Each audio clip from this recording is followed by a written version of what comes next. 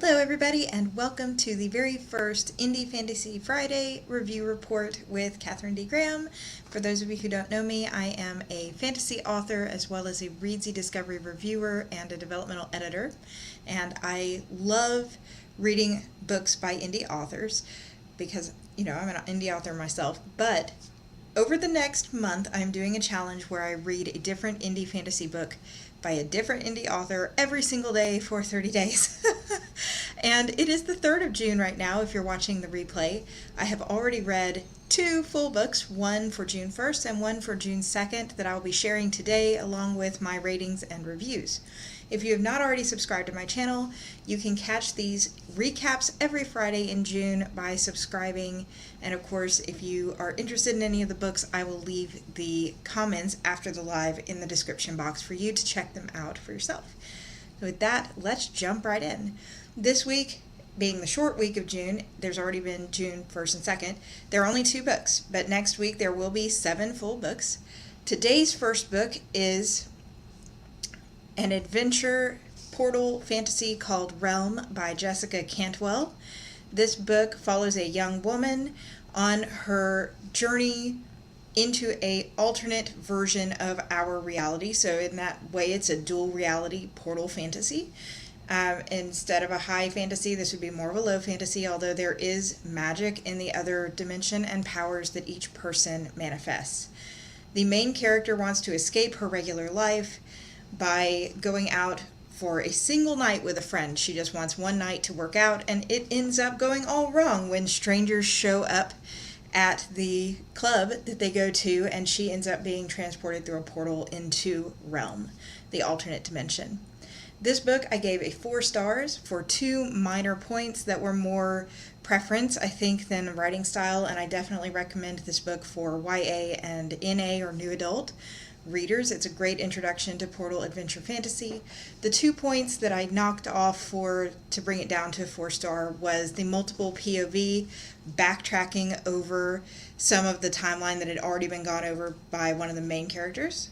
There are 3 character POVs in this story and 1 minor character who makes 1 POV appearance.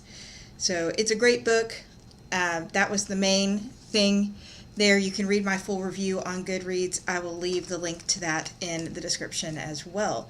But this book is available on Amazon in both ebook and paperback, and I believe there is a hardback out. So definitely check that out. The next book that we're reviewing this week is The Lightning Bride by D.M. Sonntag. The Lightning Bride is a story about another young woman who wants to escape from the world she knew, but this one has a little bit of a twist. It is not a portal fantasy. This one has pirates. It has the hint of werewolves in future works.